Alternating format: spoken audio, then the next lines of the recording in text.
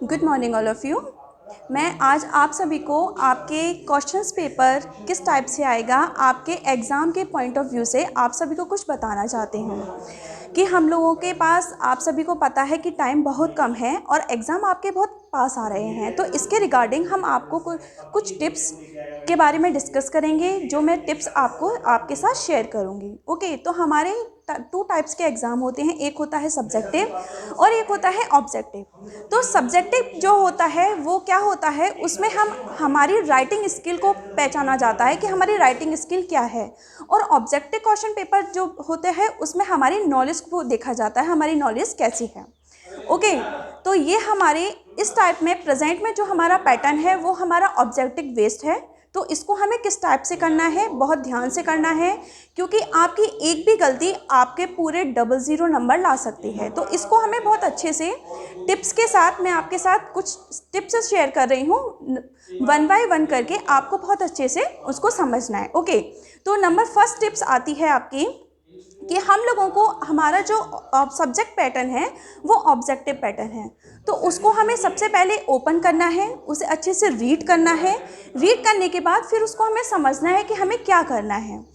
ऐसा नहीं है, मोस्टली बच्चे क्या करते हैं, जल्दी जल्दी में हम क्वेश्चन को ओपन किया, जल्दी से हमने रीड किया और नहीं समझते और क्वेश्चन को रीड करके टिक करके उसको छोड़ देते हैं और अपनी एक्स्ट्रा ऑर्डिनरी दिखाते हुए 1.5 घंटे के एग्ज़ाम को हम 1 घंटे में फिनिश करके अपने आप को स्मार्टनेस दिखाते हैं कि हमारा जल्दी से एग्ज़ाम फिनिश हो गया।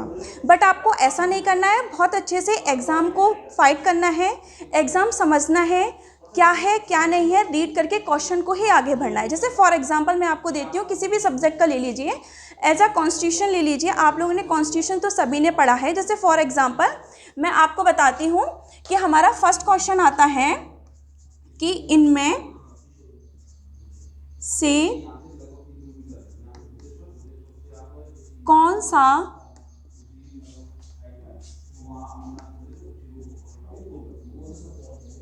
मूल अधिकार नहीं है। तो ये आपका एक क्वेश्चन आएगा, उसके नीचे आपके ऑप्शंस आएंगे 4 ABCD करके आएंगे, जिसमें फर्स्ट आएगा आपका समानता का अधिकार,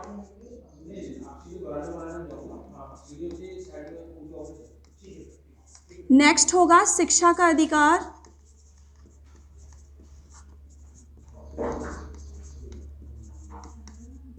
नेक्स्ट होगा A तथा V दोनों,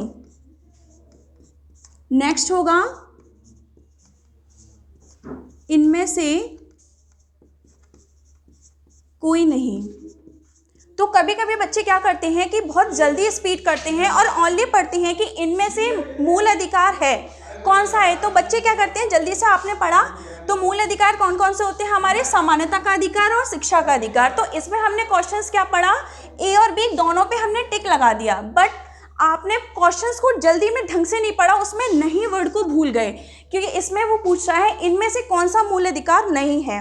तो नहीं वर्ड नहीं देखा आपने, तो आपने अपना आंसर C पे टिक किया और अपने 00 मार्क्स ले आए। बट ऐसा नहीं करना है, आपको बहुत अच्छे से कंसंट्रेट के साथ पढ़ना है और उसको हमें बोला है इनमें से मूल अधिकार नहीं है।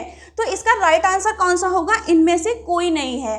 तो हमें बहुत अच्छे से देखना है ताकि हमारी जो हमारे 0 मार्क्स हैं वो 0 नंबर में न बदलें और नंबर में बदल जाए, ना कि वो 0 रहें। तो फर्स्ट टिप्स में मुझे यही बताना है कि आप जब भी अपना क्वेश्चन पेपर ओपन करें, बहुत अच्छे से रीड करें, समझें उसे और अच्छे से देखें कि उसमें क्वेश्चंस क्या पूछ रहा है और उसका तभी आंसर करें। ओके, अब सेकंड टिप्स जो है हमारी, सेकंड टिप्स ये आती है कि हमको क्वेश्चन पेपर के साथ साथ एक OMR शीट मिलेगी जो हमें उसमें फिल करना है।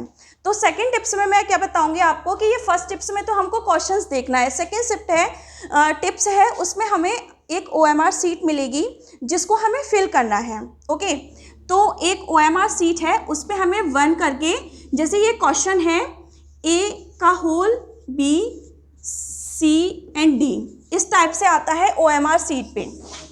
ओके, तो इसमें हमने हमारा क्वेश्चन राइट कौन सा था, इनमें से कोई नहीं, नॉन ऑफ दीज। तो A का क्वेश्चन कौन सा है, D।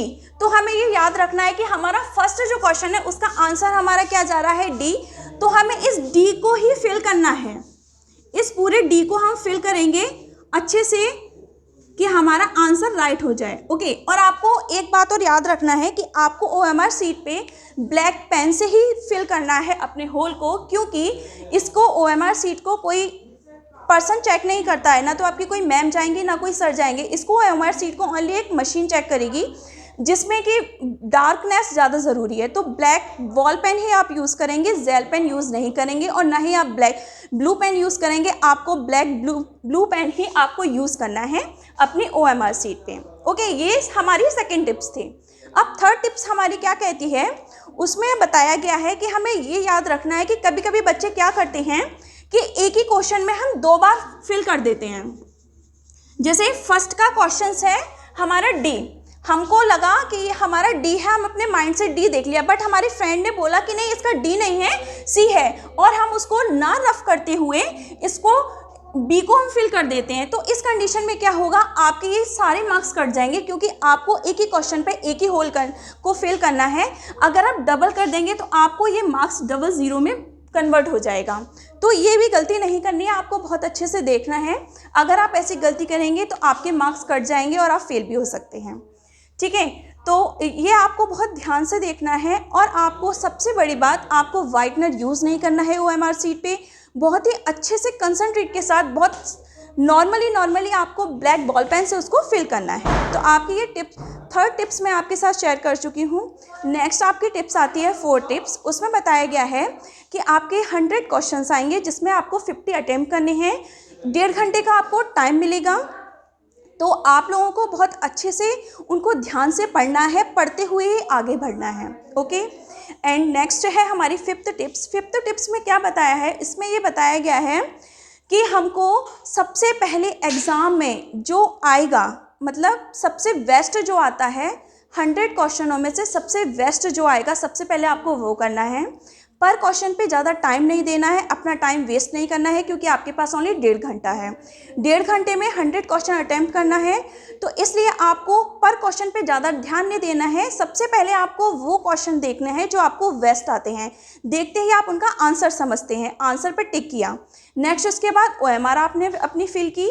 नेक्स्ट क्वेश्चन, फिर उसके बाद अपना टाइम देखा। टाइम बचने के बाद जो आपको आता है, उस थोड़ा माइंड लगता है उस पर किया, उस पर टिक किया। उसके बाद लास्ट में वो क्वेश्चन लेने हैं जो आपको बिल्कुल नहीं आते हैं, और उन क्वेश्चन पे भी तुक्का नहीं मारना है, अक्कड़ वक्कड़ नहीं खेलना है। आपको बहुत अच्छे से कंसंट्रेट के साथ उसको क्वेश्चंस को पढ़ना है। और कभी कभी आपने देखा होगा कि जब हम किसी क्वेश्चंस को पढ़ते हैं तो हमें ऐसा लगता है कि ये 40% है, 50% है, इसका ये आंसर मे भी हो सकता है। तो आपको यही देखना है कि अगर आपने कोई क्वेश्चंस पढ़ा और उसका आपको लगता है कि आपका 40% है, 50% है, तो आपको 50% पे टिक करना है, ना कि आपको तुक्का मारना है और ना ही अक्कड़ वक्कड़ खेलना है। तो आपको बहुत अच्छे से पढ़कर उसे समझना है और सारे क्वेश्चन इसी टाइप से अटेम्प्ट करने हैं। पर क्वेश्चन पे कोई ज़्यादा टाइम नहीं देना है, सीक्वेंस से आपको अच्छे से करने हैं। नेक्स्ट हमारी लास्ट जो टिप्स है, 6 टिप्स, उसमें बताया गया है कि इसमें आपकी कोई नेगेटिव मार्किंग नहीं है। आपको अटेम्प्ट करनी है क्वेश्चंस, अच्छे से अटेम्प्ट करने का। कभी कभी क्या होता है कि जब नेगेटिव मार्किंग होती है तो हमें ये लगता है कि हम इसको सही करेंगे, और सपोज़ हमारे कोई गलत हो गया तो हमारे नंबर भी चले जाते हैं, बट इसमें नेगेटिव मार्किंग नहीं है। तो आपको बहुत अच्छे से उसको करना है, समझना है, रीड करना है, तभी आपको करना है। और आपको इससे पहले एक वीडियो है मुक्ति मैम की, उन्होंने आपको समझाई दिया है किधर आपका सेंटर है, कहाँ कब आपको एडमिट कार्ड मिलेगा। और आई होप, मैं समझती हूँ कि मैंने ग्रुप में सारी इन्फॉर्मेशन डाल दी है, तो मुझे नहीं लगता कि आप लोगों को कुछ समझ में नहीं आया होगा और अननेसेसरी आप लोग कॉल करें या मैसेज करें या पूछें कि मैम ये समझ में नहीं आ रहा है। तो आप लोग जो ग्रुप में नोटिस डाला हुआ है, मैंने नोटिस डाला है, उसको आप अच्छे से पढ़ें, समझें क्या दिया हुआ है, ठीक है। और अपने एग्ज़ाम की बहुत अच्छे से प्रिपरेशन करिए, क्योंकि क्या होता है कि हमारे पहले सब्जेक्टिव होते थे, तो सब्जेक्टिव में भी इतना डरने वाली बात नहीं है कि आप ऑब्जेक्टिव हो रहे हैं तो आप लोग डर रहे हैं, बट ऐसा नहीं है, डरना नहीं है आपको। बहुत अच्छे से अगर आपने प्रिपरेशन की है तो आप ऑब्जेक्टिव कर भी सकते हैं। ओके, तो एग्ज़ाम टाइम पे बहुत ही अपना माइंड को, जब आप एग्ज़ाम देने जाएं, अपने माइंड को आपको एक्टिव करना है। अपनी सारी लाइफ की सारी टेंशन अपने घर पर छोड़कर आनी है या क्लासरूम के बाहर छोड़ देना है। और एग्ज़ाम स्टार्ट होने से पहले बहुत अच्छे से लंबी सांस लेना और एग्ज़ाम को अपना प्रेजेंस ऑफ माइंड कंसंट्रेट के साथ आपको अपना एग्ज़ाम फाइट करना है। अदरवाइज़ आपको कोई भी क्वेरी है वो कुछ समझ में नहीं आता है तो आप कॉलेज नंबर पे कॉल करके, नहीं तो आप मेरे नंबर पे कॉल करके अपनी क्वेरी को सॉल्व कर सकते हैं। All the best, thank you.